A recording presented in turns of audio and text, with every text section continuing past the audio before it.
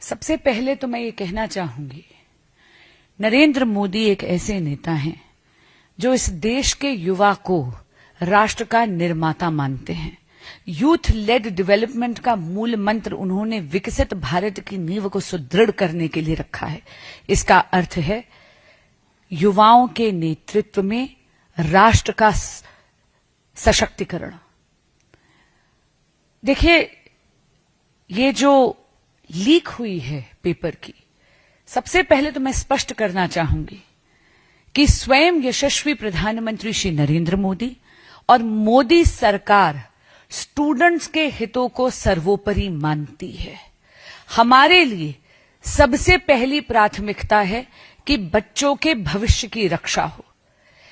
3 मई को ये परीक्षा स्केड्यूल्ड थी, ये परीक्षा हुई और 11 मई को ये बात उभर कर आई कि ये परीक्षा किसी न किसी फॉर्म में 11 और 12 की जो इंटरवीनिंग नाइट थी उसमें ये पता चला कि परीक्षा किसी फॉर्म में शायद कॉम्प्रोमाइज हो गई है।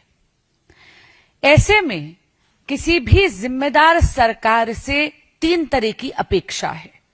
पहला, कि वो बच्चों के भविष्य को सुनिश्चित करने के लिए कदम उठाए, बच्चों की रक्षा करे।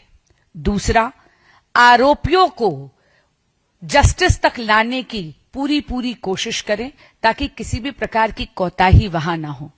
और तीसरी बात, ऐसी गलती दोबारा ना हो उसको सुनिश्चित करे। मुझे बहुत खुशी होती है आपको ये कहते हुए कि मोदी सरकार ने ये तीनों कदम उठाए और तुरंत उठाए। 11-12 मई को जब पता चला कि शायद परीक्षा कॉम्प्रोमाइज हो गई है, उसी दिन यानी 12 मई को ही मिनिस्ट्री ऑफ एजुकेशन ने एफआईआर लॉन्च करी और तुरंत ही बिना किसी विलंब के पारदर्शिता के साथ इसकी जांच सीबीआई को सौंप दी गई।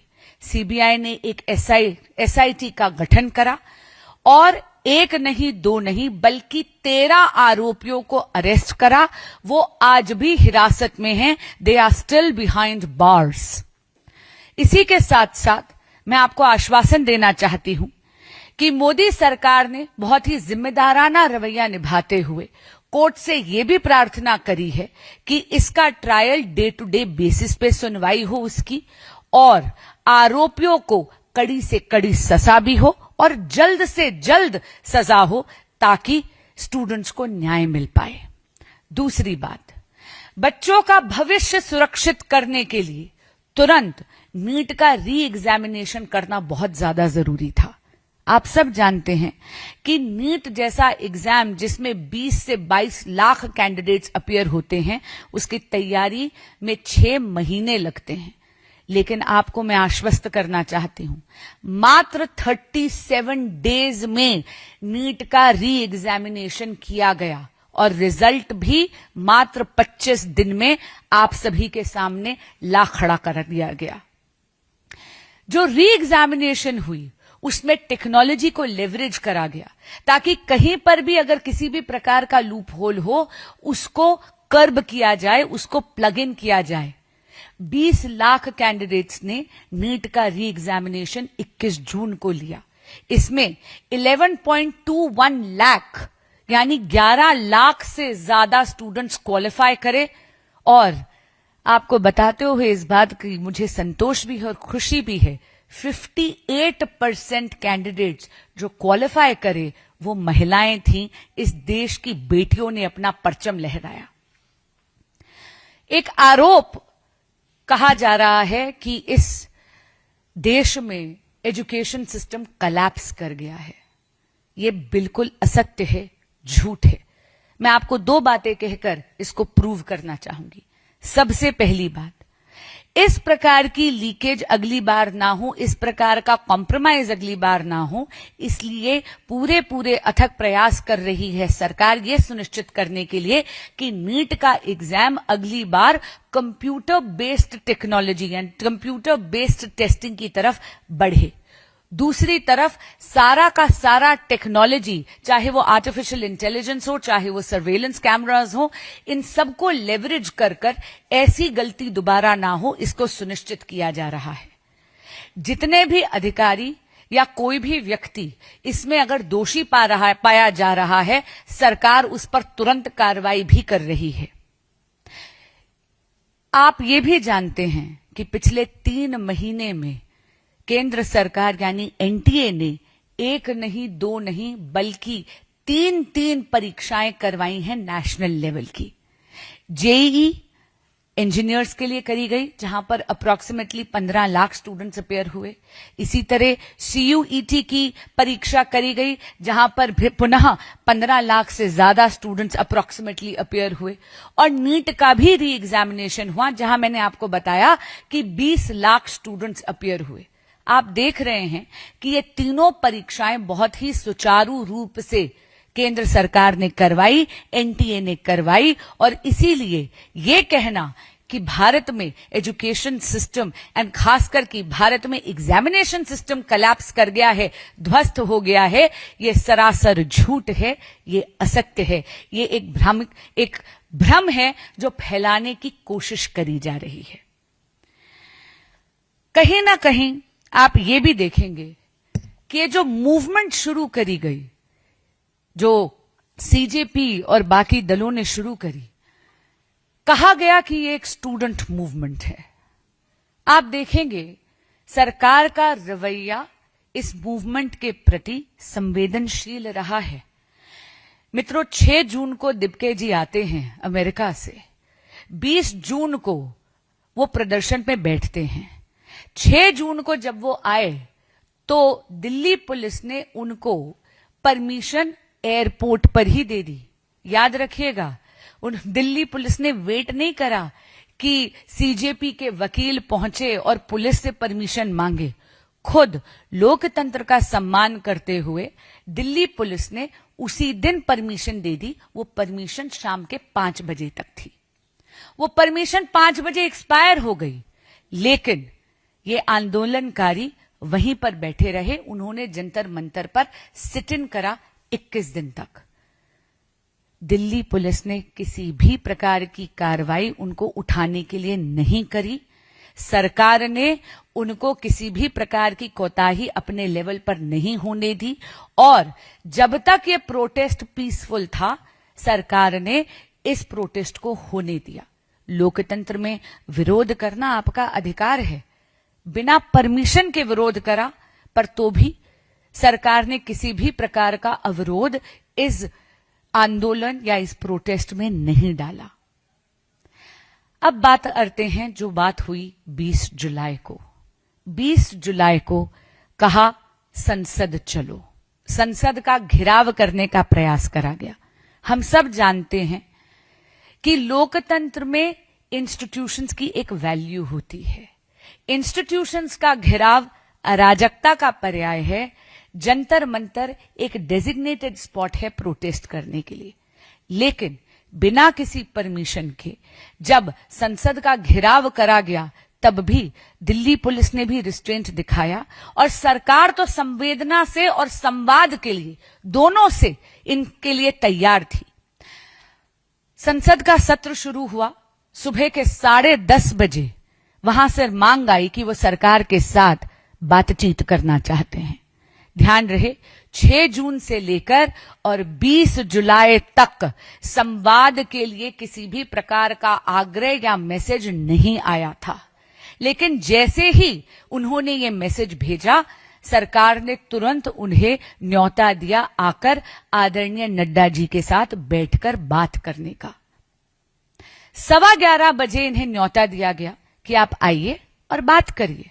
वे आए और इनको कहा कि हम वार्तालाप यानी संवाद से ही इसका समाधान ढूंढते हैं, आप कृपया प्रदर्शन से उठ जाइए, प्रदर्शन मत करिए। इन्होंने आश्वासन दिया कि प्रदर्शन नहीं करेंगे। हैरान कर देने वाली बात यह है कि जब ये नड्डा जी के पास पहुंचे और सरकार ने बोला कि आपकी क्या डिमांड्स हैं, आप लिखित में ज्ञापन दीजिए, तो ये लिखित में किसी भी प्रकार का ज्ञापन लेकर नहीं आए थे। और तब नड्डा जी ने इनसे आग्रह करा कि जो भी आपकी डिमांड्स हैं वो लिखित में दे दीजिए। मित्रों, एक भ्रम फैलाने की कोशिश करी जा रही है कि इनको वेट कराया गया। मैं आपको ये स्पष्टता से कहना चाहूंगी, ऐसा बिल्कुल नहीं था। 2.5 घंटे प्रदर्शनकारियों के प्रतिनिधि मंडल ने लगा दिए लिखित डिमांड्स बनाने के लिए। सरकार तो प्रतीक्षा कर रही थी। सरकार संवेदनशीलता से, मैं दोबारा कह रही हूं, संवेदनशीलता से इस प्रोटेस्ट से डील करने के लिए तैयार है और संवाद से ही समाधान निकलेगा। ये बात मोदी सरकार का नारा नहीं, ये मोदी सरकार की नीति है। उसके बाद जब ये लिखित में डिमांड्स लेकर आए, इनसे पुनः आग्रह करा गया कि आप कृपया प्रदर्शन मत करिए। इन्होंने आश्वासन दिया कि ये नहीं करेंगे, पर ये मुकर गए। हैरान कर देने वाली बात है कि इन्होंने जब प्रदर्शन शुरू हुआ तो एक नहीं, दो नहीं, अनगिनत तरह के फॉल्स नैरेटिव शुरू कर दिए। इन्होंने अलग अलग प्रकार की फेक न्यूज फैलाने की कोशिश करी। मैं चंद उदाहरण आपके समक्ष रखना चाहती हूं। सोशल मीडिया पे यह भ्रम फैलाया गया कि वांगचुक जी की जो धर्मपत्नी है माननीय गीतांजलि जी, कि उनके साथ दुर्व्यवहार हुआ, उनके बालों को पकड़कर उनको घसीटा गया। फैक्ट चेक करा गया, ये बात असत्य है, झूठ है। गीतांजलि जी के साथ ऐसा कोई दुर्व्यवहार नहीं हुआ। दूसरी बात, एक और भ्रम फैलाने की कोशिश करी गई कि दिपके जी अरेस्ट कर लिए गए हैं। उसके बाद फैक्ट चेक करा गया, ये बात भी सरासर झूठ निकली। दिबके जी कभी अरेस्ट नहीं करे गए, बल्कि वो तो स्वयं जाके ट्रक में बैठ गए थे और खुद इन्हीं के प्रतिनिधि मंडल को सोशल मीडिया से अपना वो पोस्ट रिट्रैक्ट करना पड़ा। तीसरी बात, ये कहा गया कि एक 12 वर्ष की बच्ची को चोट लगी है, कि उसको हेड इंजरी हुई है। ये भी सरासर असत्य निकला, झूठ निकला। एक तरीके से एक फॉल्स नैरेटिव सोशल मीडिया पे एक सोची समझी शायद साजिश के तहत चलाने का एक प्रयास करा जा रहा था कि वो आंदोलनकारियों को भड़काएं। यही नहीं, ये भी कह दिया गया कि स्टेज हटा दिया गया है। फैक्ट चेक करा गया, स्टेज बिल्कुल भी नहीं हटाया गया है। हम सब ने मीडिया की वो रिपोर्ट्स देखी हैं। 118 पुलिस कर्मियों को चोट लगी है।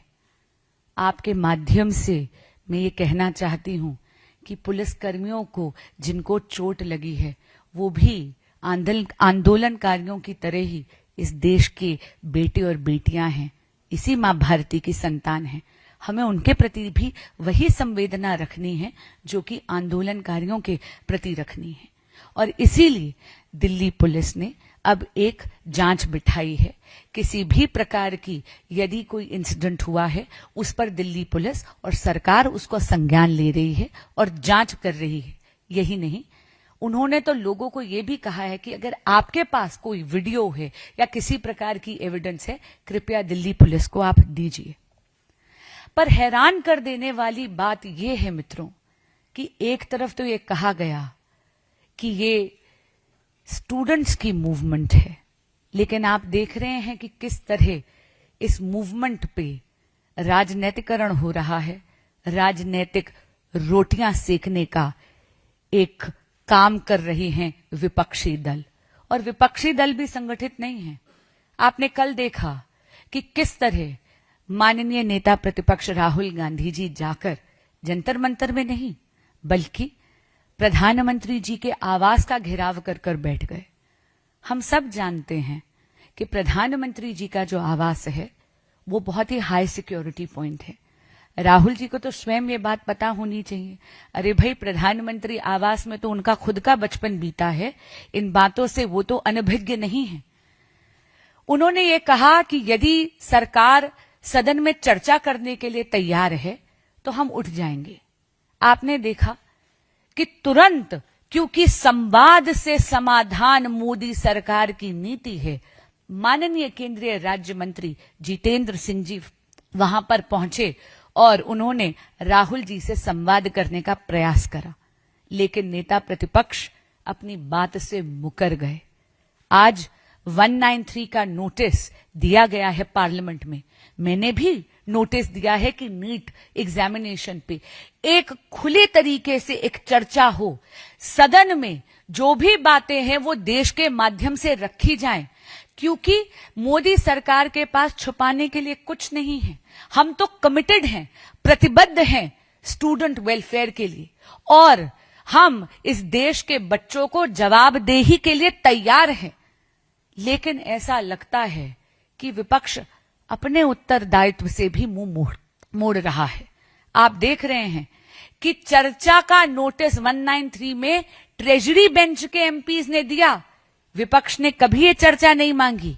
कल भी जब सदन में खड़े हुए नेता प्रतिपक्ष, कोई फॉर्मल नोटिस उन्होंने नहीं दिया, बस मुंह जबानी एक आग्रह कर दिया, एक स्लिप पे एक लाइन, एक सेंटेंस लिख के दे दी। संसद नियमों से चलता है, संसद किसी की विम्स एंड फैंसीज से नहीं चलता।